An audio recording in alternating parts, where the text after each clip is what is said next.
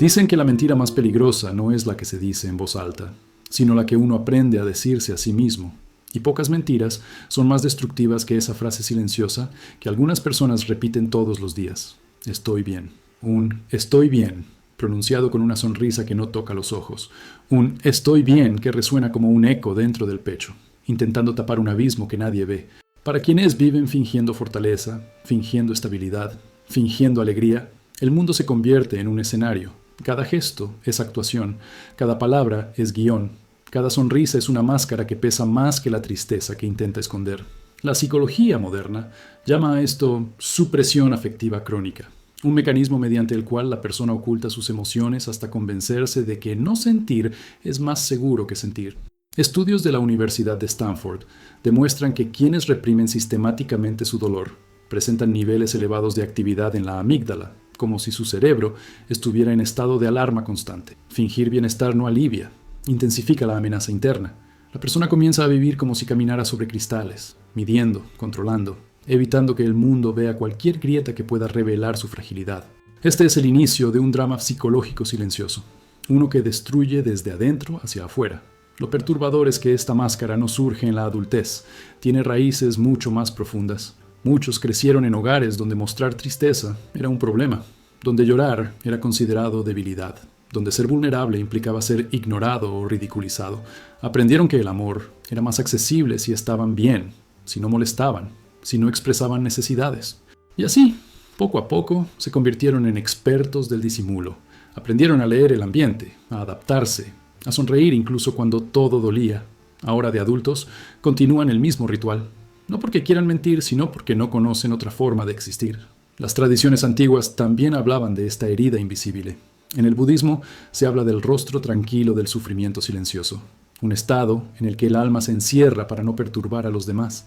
En la filosofía japonesa, el concepto de tatemae describe esta máscara social que muestra lo que se espera, no lo que se siente.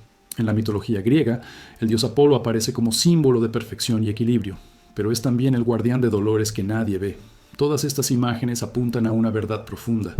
Quien finge estar bien no oculta solo emociones, oculta partes de sí mismo que teme que el mundo no pueda sostener. Los signos narrativos de esta máscara emocional son inquietantes. La persona se ríe más fuerte que los demás, pero su risa se apaga rápido. Habla de sí misma en tonos ligeros, como si nada le afectara. Escucha problemas ajenos sin nunca compartir los propios. Cambia de tema cuando alguien intenta entrar en su mundo interior. Hace bromas sobre su cansancio. Hace promesas que no puede cumplir, y cuando está sola, el silencio se vuelve una amenaza. No llora fácilmente, no porque no sienta, sino porque su cuerpo ha olvidado cómo liberar lo que guarda. Vive como si fuera responsable de mantener la armonía emocional del entorno, y paradójicamente, se vuelve invisible dentro de su propia vida. Esta máscara no afecta solo a la persona, altera profundamente sus relaciones.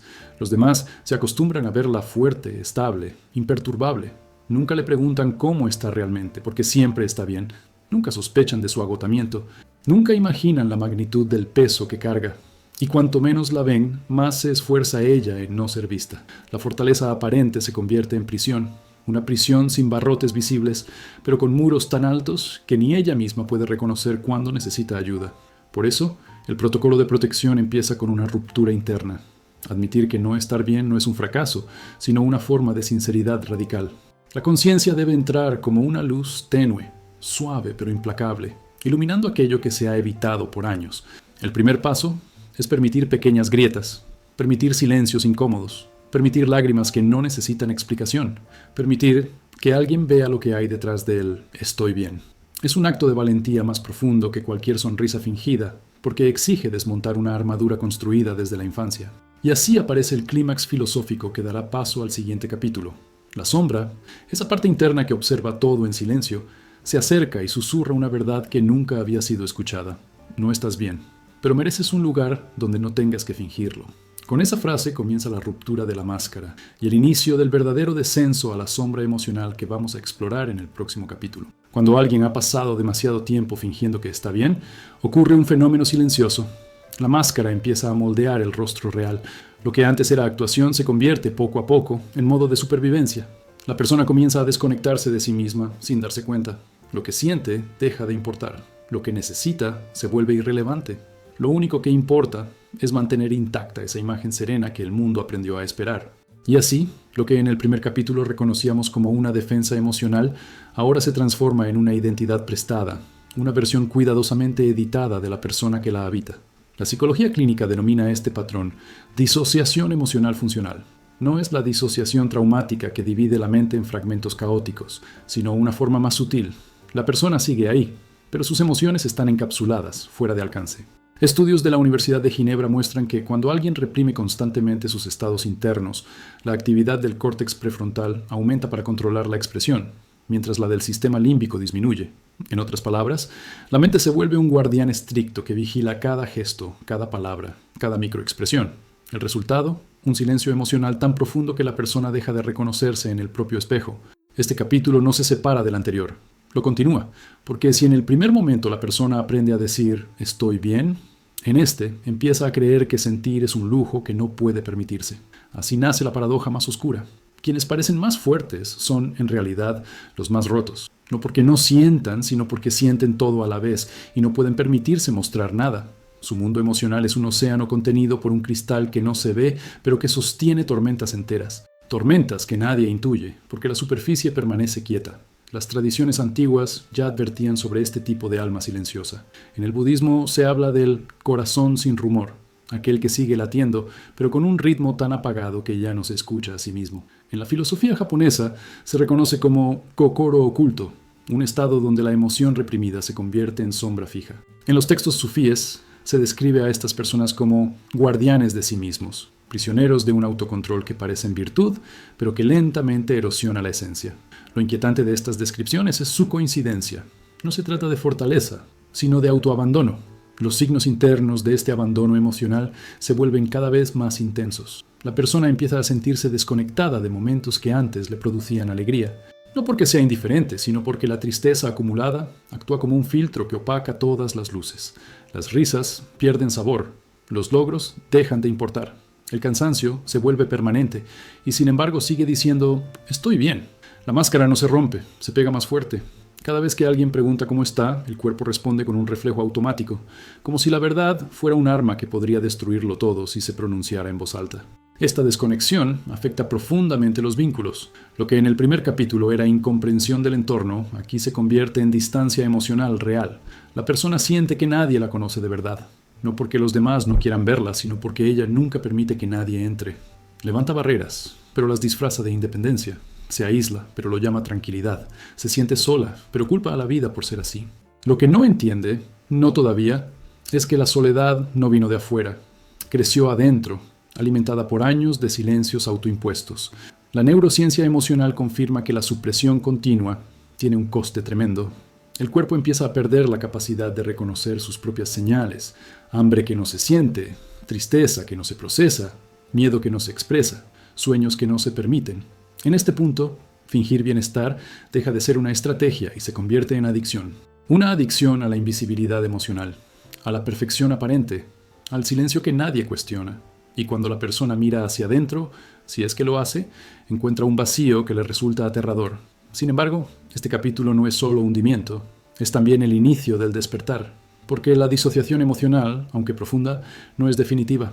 Hay grietas. Pequeñas, casi imperceptibles, pero grietas al fin. Un cansancio que hace temblar la sonrisa. Un silencio que duele más que antes. Una lágrima que se escapa cuando menos debería. Esas grietas son la entrada al siguiente capítulo, donde la máscara empezará a desmoronarse desde adentro, no por debilidad, sino por resistencia agotada. Y así llegamos al clímax filosófico de esta segunda parte. La sombra, que has observado en silencio el esfuerzo imposible de sostenerse sin sentir, se acerca y pronuncia una verdad que da continuidad directa a lo que ya se inició en el capítulo anterior. No puedes vivir desconectado para siempre. Lo que callas no desaparece. Espera. Con esa advertencia suave y oscura, seguimos avanzando hacia la próxima etapa, donde a máscara comenzará a mostrar sus primeras rachaduras desde dentro. Cuando la máscara comienza a agrietarse desde adentro, surge el momento más peligroso y silencioso de todo este proceso. La fase en la que la persona ya no logra sostener su ficción, pero tampoco se atreve a mostrar su verdad. Es un territorio intermedio, una especie de limbo emocional donde nada encaja. No se siente auténtica al fingir, pero tampoco se siente segura al ser. Y es precisamente en esta transición donde el sufrimiento se vuelve más profundo, porque la persona empieza a vivir una doble existencia, la visible y la secreta. La visible sigue sonriendo, la secreta empieza a gritar. La psicología lo describe como disonancia afectiva crónica, un estado en el que la identidad emocional se quiebra en múltiples capas. Estudios de la Universidad de Leiden demuestran que quienes ocultan sistemáticamente su malestar desarrollan un patrón neurológico en el que la actividad del sistema límbico fluctúa violentamente, incluso cuando la persona se muestra calma por fuera.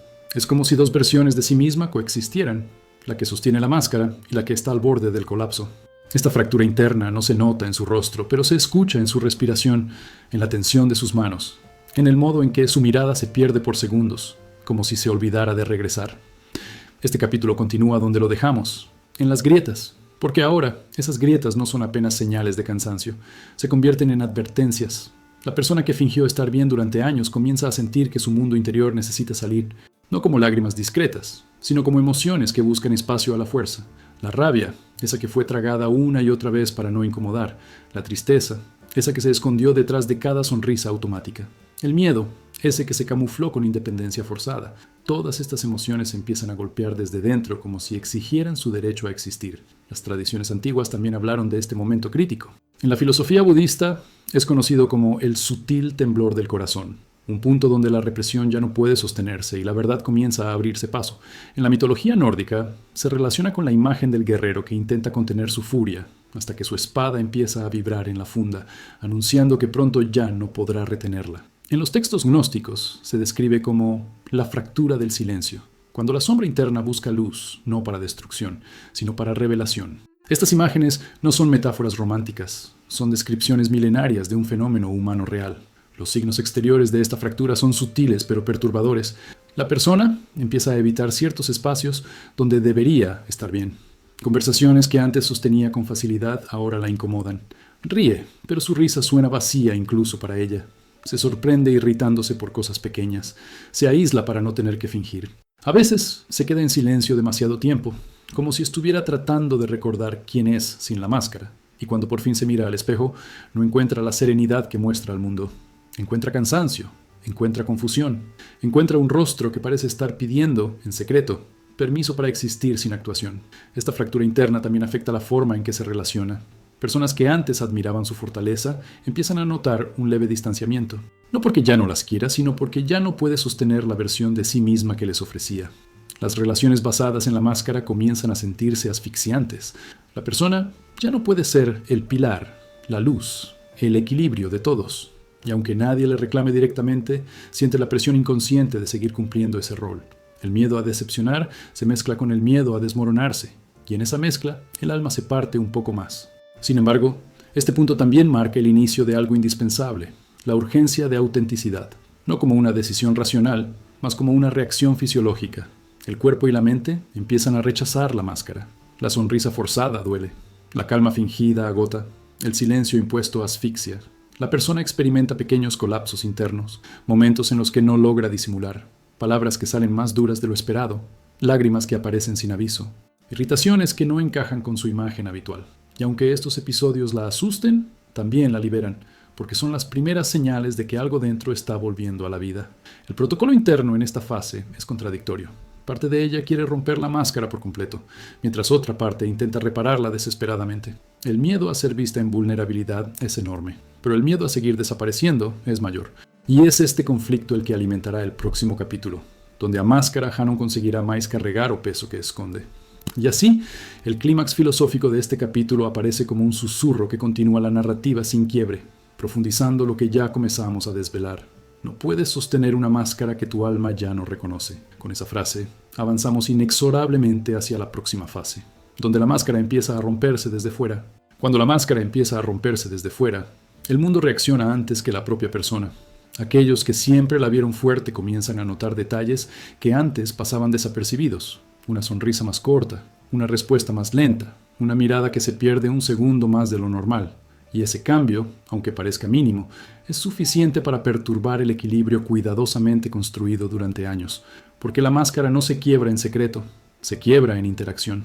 Y cuando eso ocurre, la persona entra en un estado de pánico silencioso, como si el mundo hubiese descubierto algo que jamás pretendió mostrar. La psicología lo describe como ansiedad por exposición afectiva.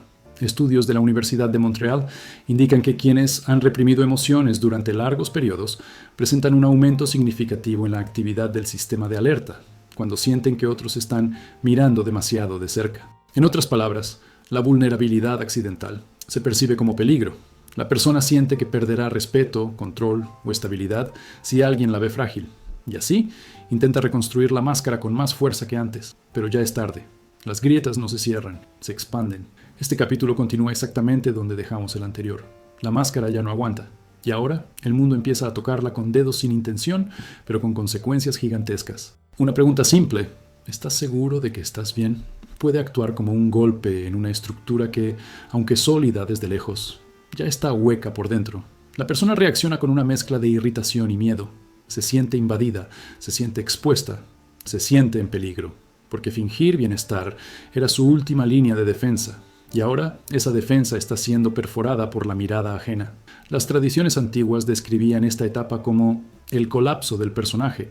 En el teatro no japonés, se decía que cuando la máscara empieza a resbalar, el actor deja de controlar la escena, y la escena comienza a controlar al actor. En la filosofía sufí se habla del momento en que la fachada se desintegra y el alma queda desnuda ante quienes jamás habían sido invitados a verla. En textos gnósticos, este estado aparece como la revelación involuntaria, cuando la verdad interna emerge, no porque se quiera, sino porque ya no puede quedarse oculta. Todas estas enseñanzas apuntan a la misma idea. Lo reprimido busca salida, incluso cuando el dueño de la herida intenta retenerlo. Los signos exteriores de esta ruptura se vuelven más evidentes. La persona que solía bromear todo el tiempo, ahora se queda callada sin darse cuenta. La que acostumbraba a escuchar con paciencia ahora pierde la concentración. La que siempre ofrecía apoyo empieza a retrasar respuestas, a evitar conversaciones, a desaparecer por horas. No es desinterés, es saturación. La mente ya no puede sostener la interpretación constante. El cuerpo, agotado, comienza a revelar señales que antes lograba esconder.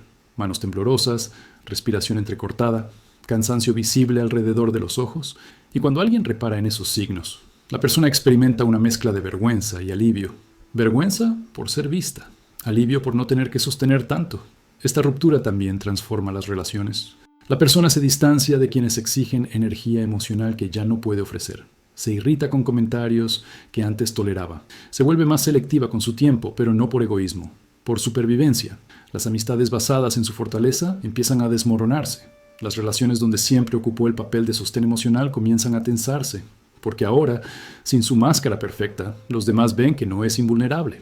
Y algunos no saben cómo relacionarse con esa humanidad recién expuesta. Pero esta etapa no es solo dolorosa, es reveladora, porque cuando la máscara se rompe, la persona finalmente se ve, tal vez por primera vez, no la versión que mostró al mundo, sino la versión cansada, herida, sensible, auténtica.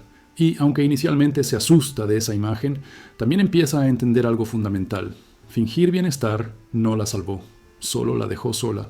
Esta comprensión profunda marca el inicio de una nueva transición, el momento en que, por primera vez, considera la posibilidad de sentir sin esconder. El protocolo interno en esta fase exige un acto de rendición. No rendición al dolor, sino al hecho de que ya no puede seguir viviendo desde la negación. La persona empieza a permitirse pequeños gestos de autenticidad, decir que está cansada, admitir que algo la afecta, reconocer que necesita tiempo. Son pasos diminutos, casi invisibles, pero gigantescos para alguien que pasó la vida entera fingiendo. Y cada uno de esos pasos abre espacio para algo que estaba ausente desde hace mucho: consuelo. Y así, la sombra, que observa todo desde el inicio, pronuncia el clímax filosófico de este capítulo, continuando o fluxo narrativos en quebrada atmósfera. Cuando la máscara cae, no pierdes tu fuerza, recuperas tu alma. Con esa revelación avanzamos hacia lo que viene a seguir, a etapa en que a Pessoa, finalmente, comenzarás a enfrentar o que ha por tras de toda fachada. Cuando la máscara finalmente se rompe, la persona se encuentra frente a frente con algo que evitó durante años, su propio dolor. No el dolor dramático que se expresa en gritos o lágrimas visibles, sino un dolor más antiguo, más silencioso, más íntimo. Es el dolor que se acumuló en la infancia, en los silencios que nadie escuchó, en las emociones reprimidas que nadie validó. Y enfrentarlo no es una elección, es una consecuencia inevitable, porque una vez que la máscara se fisura, todo lo que estaba escondido detrás de ella comienza a emerger como si hubiese estado esperando ese momento. Este capítulo continúa directamente donde dejamos el anterior. A Pessoa se ve sem proteção, exposta não ao mundo, mas a si mesma. A psicologia profunda chama isso de retorno do afeto reprimido. É uma descarga emocional retardada, na qual os sentimentos congelados voltam à superfície. Estudos da Universidade de Princeton mostram que emoções reprimidas podem permanecer inativas por anos, acumulando tensão até serem liberadas quando um indivíduo já não consegue mais sustentar o mecanismo de defesa. Essa liberação não é elegante nem gradual, é crua, é confusa, é avassaladora, como uma represa que começa a rachar até ceder. A pessoa que fingia estar bem, de repente, se vê chorando sem entender porquê. Sente raiva sem motivo aparente. Sente uma tristeza profunda que não se adequa à situação presente. Mas nada disso é sobre o presente. É sobre tudo o que não pôde ser sentido no passado. O corpo sabe, há mentes, há almas, e juntas começam a exigir aquilo que foi negado durante anos, autenticidade. A este ponto que muitos tentam desesperadamente reconstruir a marca. Já não protege, já não serve. Las tradiciones antiguas hablaban de esta etapa con reverencia. En el budismo se describe como la apertura del loto oscuro, el momento en que la sombra interna se despliega, mostrando la verdad guardada en sus pétalos. En la mitología egipcia, este proceso se asociaba con el viaje al Duat, el inframundo interno donde el alma debía enfrentarse a sus partes ocultas antes de renacer. En los textos sufíes se hablaba de la noche del corazón expuesto, una travesía inevitable donde la persona debía atravesar su propio desierto emocional. Todas estas imágenes comparten un mensaje. Este descenso não é punição, é purificação. Os signos narrativos desta fase são tão humanos que quase nadie escapa de sua identificação. A pessoa experimenta uma mistura de confusão e clareza. Por um lado, sente que está perdida. Por outro, percebe que está começando a se encontrar.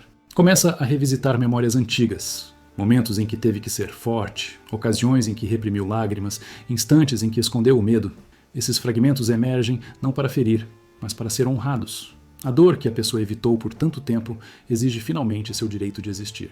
E isso transforma completamente seus relacionamentos. Pela primeira vez, ela percebe quem a queria pela máscara e quem a aceita pela verdade. Alguns se afastam, porque não sabem lidar com sua humanidade. Outros se aproximam, porque sempre intuíram que havia algo por trás do sorriso constante. Mas o mais importante é que ela mesma começa a diferenciar o que é cuidado genuíno do que era apenas conveniência emocional. O colapso da máscara revela também o colapso das relações unilaterais.